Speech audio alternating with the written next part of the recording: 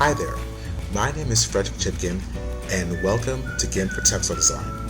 In this class, I'm going to be going over all of GIMP's basic tool settings and how to adjust them so that they are best suited for textile design. Along with this, I'm also going to be discussing the Layers panel. I suggest that you pause this lesson a lot and practice with each tool. It'll make the advanced lessons that much more easy to learn and a lot more fun.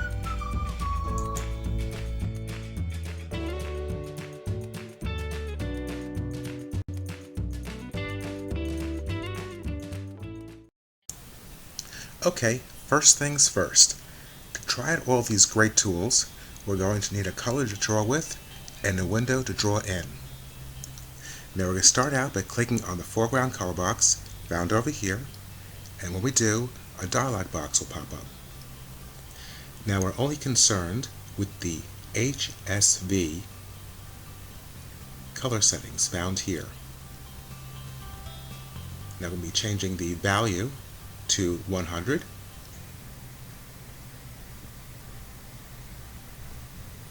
The saturation also to 100, and we're going to leave the hue at 0. So now we have a nice bright red to work with. Then click on OK, and we have our drawing color. Then for the drawing window, click over here on the background color box. And when the dialog box pops up, make sure that the HSV is set to 00100, and then click OK. OK, let's create our drawing window. So go to File, New, and when the dialog box pops up, make sure the width is set to 8 and the height to 9 inches. Make sure it's on portrait. Make sure the resolution is 254 and 254 pixels per inch, color space RGB, and fill with background color. Then click OK. And now we have a nice window to draw in.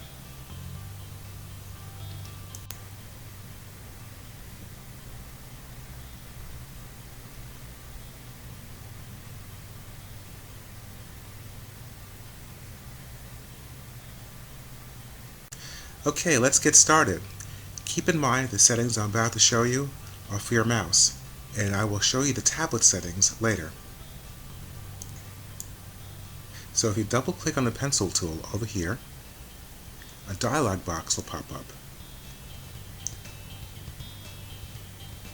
Now I want you to leave these settings alone. In fact, I want you to leave just about all the settings alone except for the basic dynamics. So click on this arrow over here and click on Dynamics Off.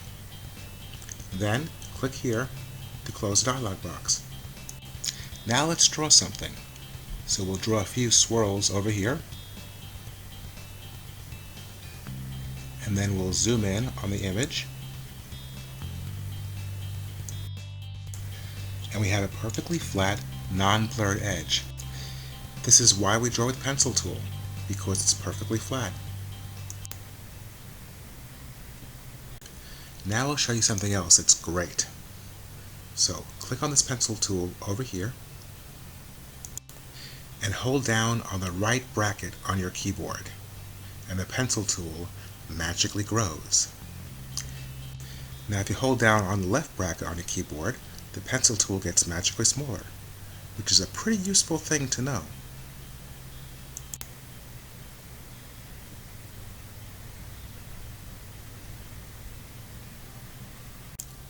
Now if you're using the pencil tool with a tablet, I have one custom setting that really works great.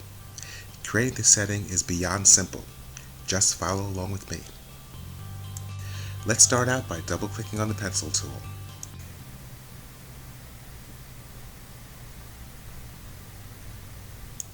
Now GIMP always defaults to basic dynamics, which is what we don't want. And we don't want these guys either. The only dynamic we want is pressure size, so we're going to make that one. So click here on this arrow, and then click here on this little icon which looks like a little piece of paper with the end folded. look for the words pressure and size, and then click where they intersect. And then swipe over the word Untitled and give your new setting a new name. Use Me sounds cute. Let's use that. Let's click here on the X to close that dialog box. And see, Use Me is right here, waiting to be used. Let's close that. Let's close this window over here. Now, in order for the setting to take effect, we're going to restart GIMP.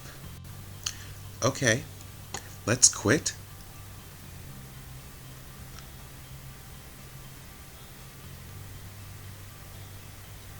Now, let's restart GIMP.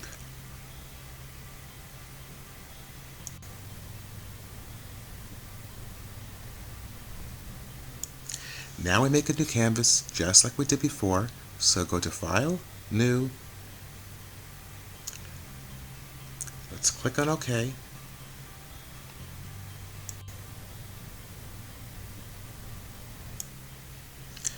Nice canvas. Let's double click on the pencil tool again. Notice that Basic Dynamics is over here.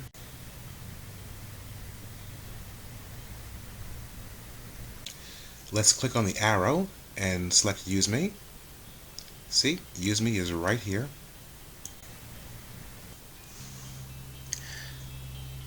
Okay, let's draw something. Cool, it works.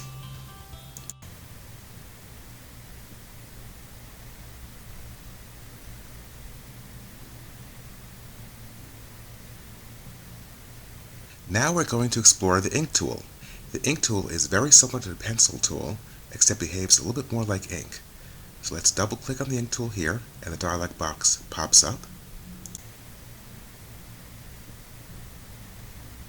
Now I'm not really that concerned with these settings here. The defaults work pretty good, so I'm going to leave them alone. And for drawing, I'm not that concerned with the shape of the pen nibs. I usually just draw with a circle.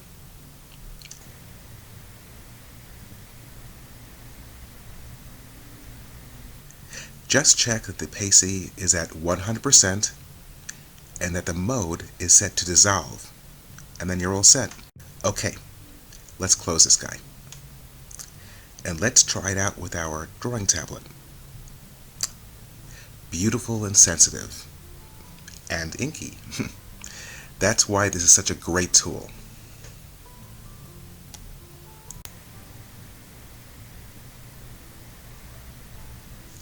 Now we're going to try out the ink tool with a mouse. Now of course the mouse doesn't have pressure sensitivity, but you can adjust the thickness by how fast you move your mouse. Such a great tool.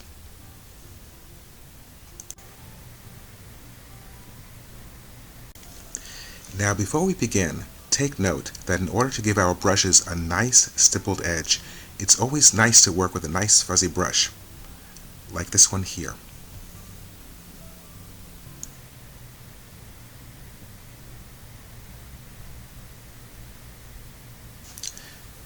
Now I'm going to explain and compare the brush tool and the airbrush tool. So let's double click on the brush tool.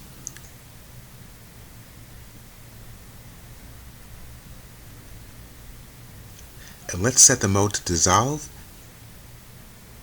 and change the basic dynamics to dynamics off. And then let's close that window. Now, double click on the airbrush tool. Just like before, change the mode to dissolve,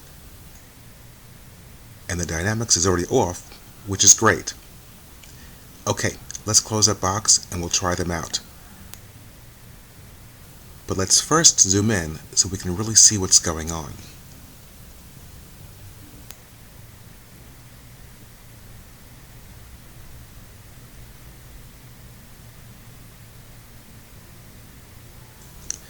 We're going to first see what the brush tool does. Now I'm holding down on my mouse button, and I'm still holding down on my mouse button, and as you can see, the stipples do not accumulate.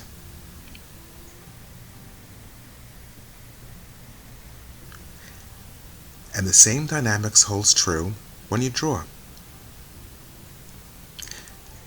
Now let's select the Airbrush tool.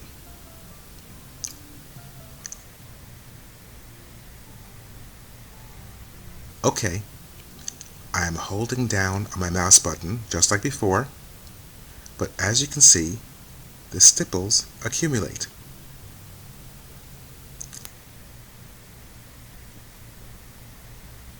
And the same dynamics holds true when you draw with the Airbrush tool, making it behave very much like an airbrush.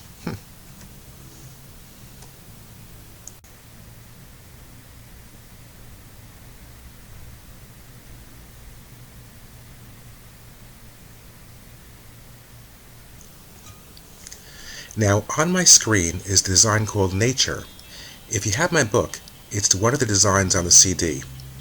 If not, you can use your own image or purchase this design along with the rest of the practice images I use in my lessons and color charts at gimpfortextiledesign.com. Now for two tools you're going to love, the clone tool and the healing tool. Quite often these two tools are used in artwork where two sides are uneven and messy and need to be visually joined. Let's start by double-clicking on the clone tool.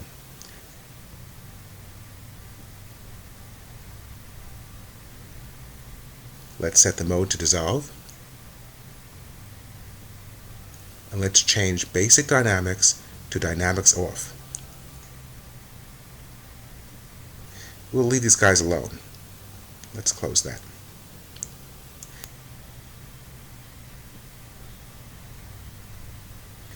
Now double-click on the healing tool. Notice on the healing tool, the mode is grayed out, which means it's always set to normal. It's worth noting that the healing tool works in RGB color mode, which this design is in, and does not work in index color mode, which I'll be discussing in another lesson. Dynamics is off, which is great, and leave these guys unchecked. Let's close that. Okay, let's see what the clone tool does. Let's zoom in.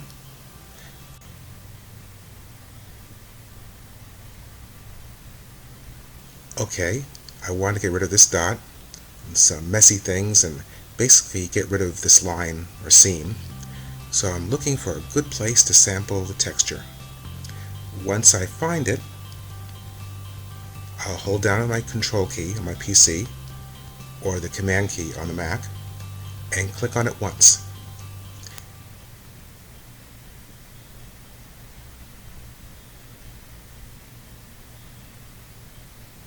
Then I'll go to the section where I want to fix and draw over that section. As you can see, the area I clicked on is being copied here.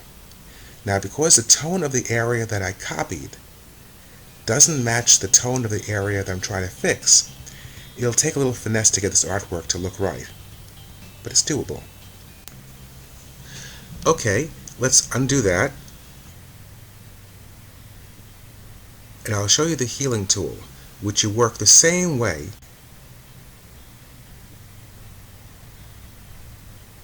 by Control or Command clicking on the section you want to clone from, except this time, instead of copying the sampled image from one place to another, it takes the texture from where you just sampled and tries to blend or heal the area which you draw on.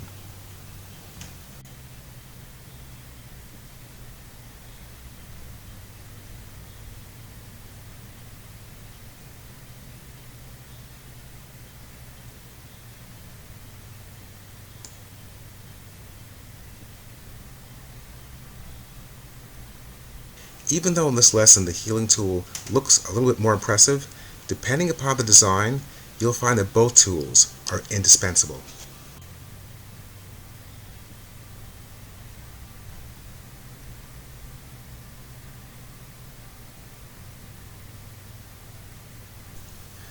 Okay, now we're going to explore a very important tool, the eraser tool.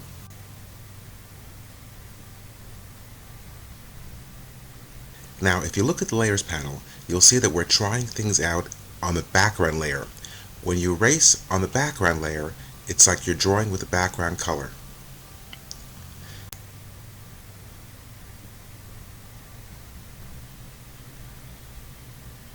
So let's select the Color Picker tool and make sure that the Set Background Color option is chosen.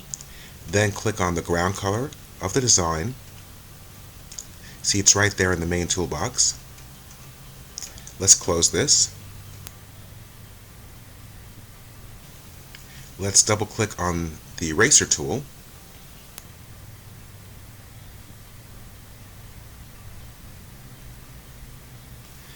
Normal is grayed out. Opacity is at 100. And let's change Basic Dynamics to Dynamics off. And let's check Hard Edge over here.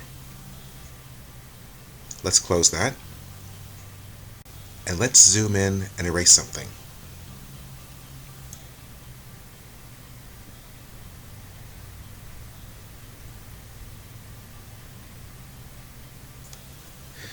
Now, very important, you erased to a solid blue color because the background layer by default is unique and has no transparency.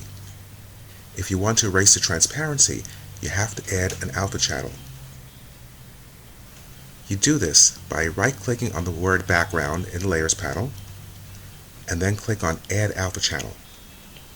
You can also do this by clicking on Layer, then Transparency, then Add Alpha Channel.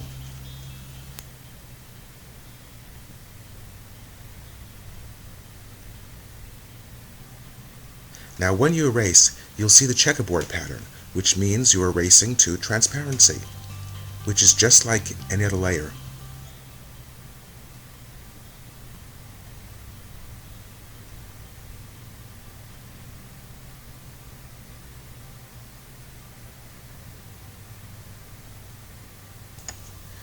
Now I'll show you something really neat. There's a little function here called Anti-Erase. Let's select Anti-Erase. Now let's draw over what we just erased. Anti-Erase puts the color back.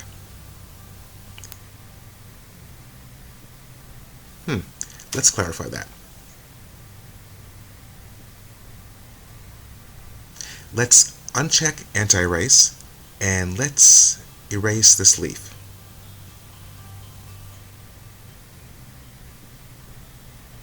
Now let's check Anti-Erase and put that leaf back. It's just one cool function.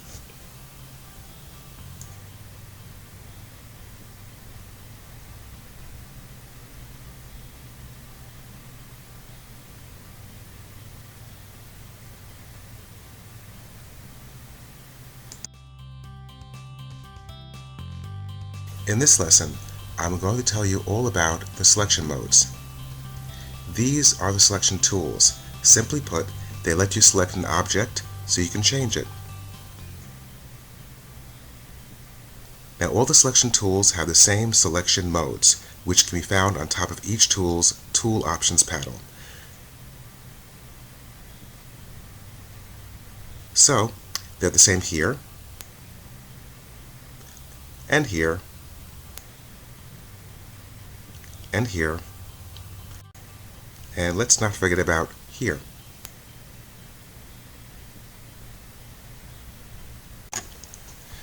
Okay, let's click on the Free Select tool.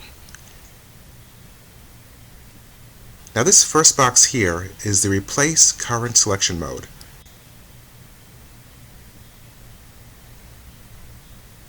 Simply put, when you make a selection and then you make another selection, the first selection disappears. See? Simple concept.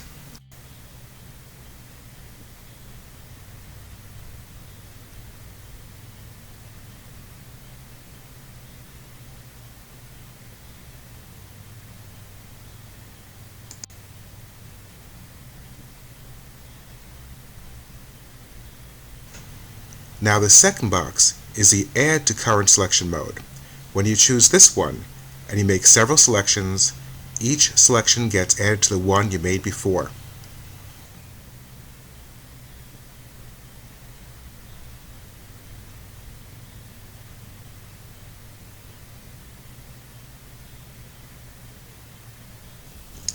Now the next one is the Subtract from the Current Selection mode. This mode does exactly what it says it'll do. It subtracts from the selection made before it.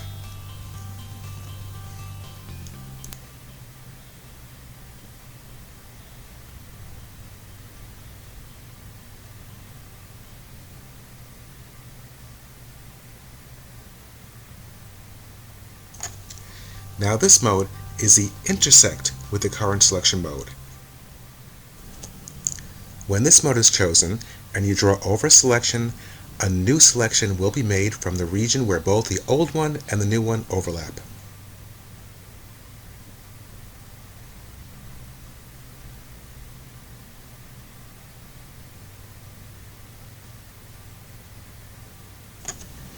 And again, all four modes work in the same way for every selection tool.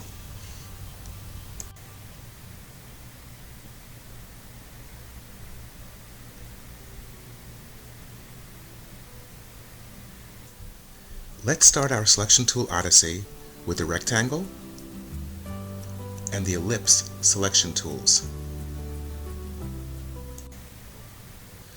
Let's start by clicking on the rectangle selection tool.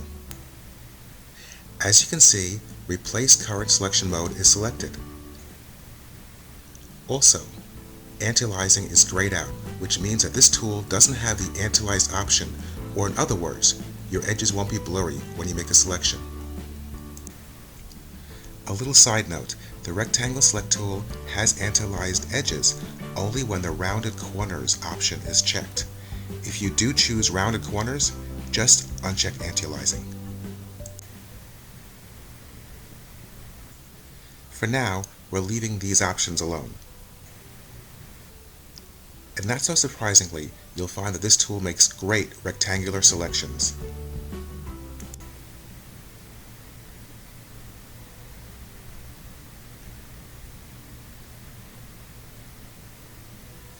Let's deselect this by clicking once on the image window. Now, double-click on the rectangular selection tool again, and select the word Fixed. Now the word's aspect ratio should be here. If not, then click on the small arrow and change them to aspect ratio.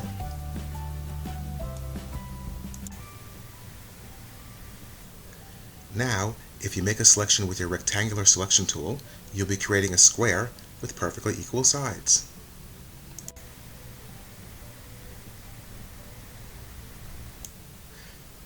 Now let's double-click on the ellipse selection tool.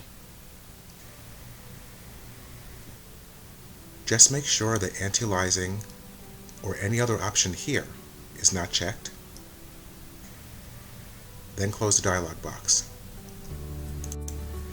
As its name suggests, this tool makes elliptical selections.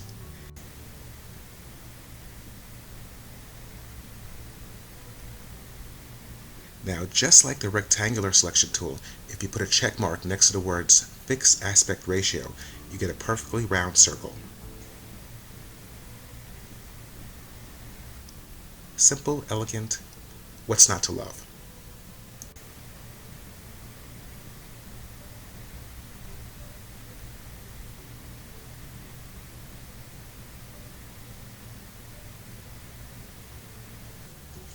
And now for your designing pleasure, let me introduce the Free Select and the Scissor Select tools. Now, if you purchase the practice images from my website, open this one here. It's the one called Beauty. Now let's double click on the Free Select tool.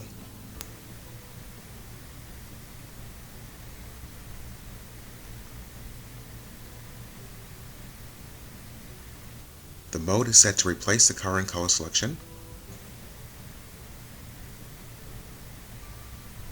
And all I'm going to do here is uncheck Anti-Aliasing.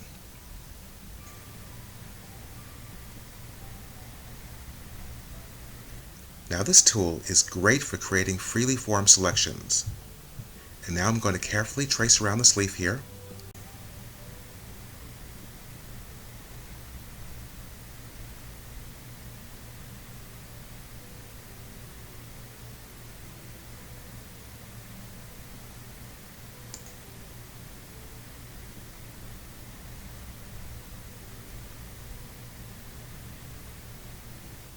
And when I completely trace around the leaf, a dot will appear.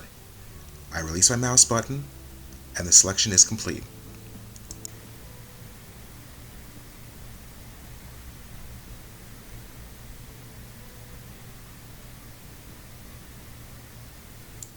Now, let's check out the Scissor Select tool. Double-click here. The mode is set to Replace Current Selection.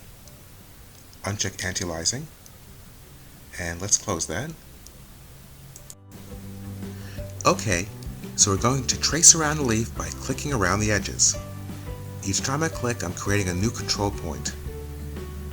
Notice as I go from point to point, the selected path pulls itself to the contour of the leaf I'm tracing around. Okay, I'm going to mess this one up on purpose. I'll show you why in a few seconds.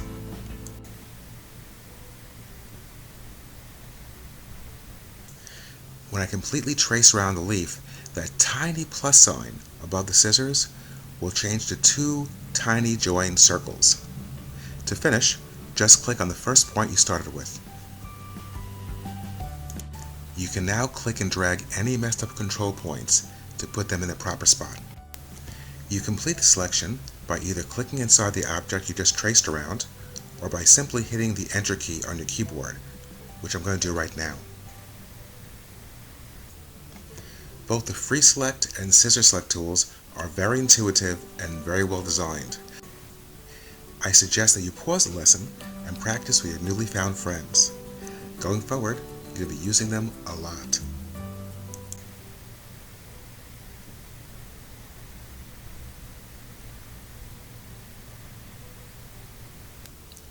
Okay, let's check out the Fuzzy Select tool.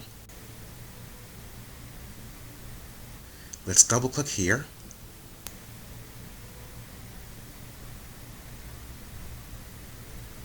Let's uncheck Anti-Aliasing. Notice that the threshold is on 0. That's important. Now close that. I'm now clicking on a light blue ground, for which the most part is a flat color. The Fuzzy Select tool will only select a continuous area of color. The blue areas that were not adjacent or touching the area I clicked on were not selected. Again, only the areas that were continuous and touching were selected. Okay, let's zoom in and I'll show you something. Notice that the selection didn't go all the way to the leaf. That's because the blue next to the leaf is actually a different color. The blue is actually mixed a little bit with the leaf colors. So to solve this, we're going back into Fuzzy Select tool options, and we're increasing the threshold. When the threshold is increased, you'll be selecting a range of colors instead of a single color. Let's click and move the slider a tad to the right.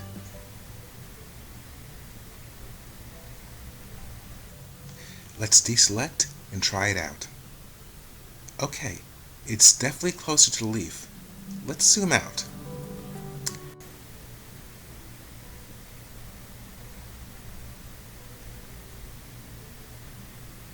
This is not so good. Because the threshold was too high, it actually selected parts of the flower that we didn't want to select.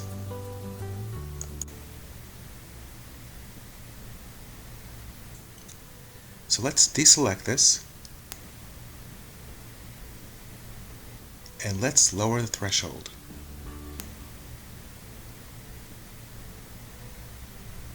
Ah, this is much better. It's now fitting around the flower tightly without eating into anything.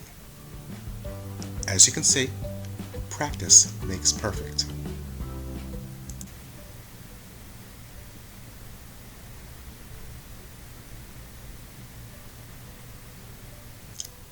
Okay, the last selection tool, but certainly not the least selection tool, is the Select by Color tool, found here on the main toolbox.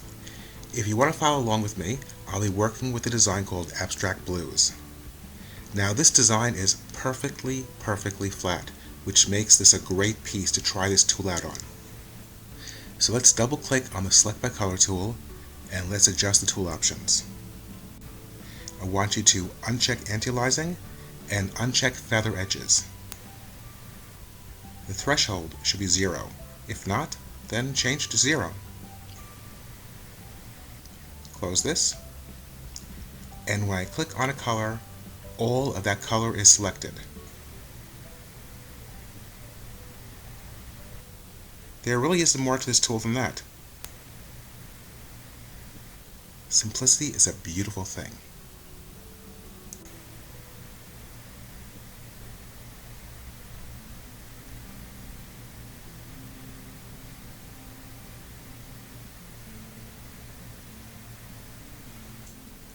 You are going to love this. There's one great thing you could do with the selection, and that is you can drag a color from the main toolbox into your design. Let's say I want to change this navy into this bright magenta here. I simply click on the Select by Color tool, click on the color I want to change, and then drag and drop the color from the main toolbox. Now you can drag and drop the foreground color or the background color. Both work the same way. Sometimes things in life are easy.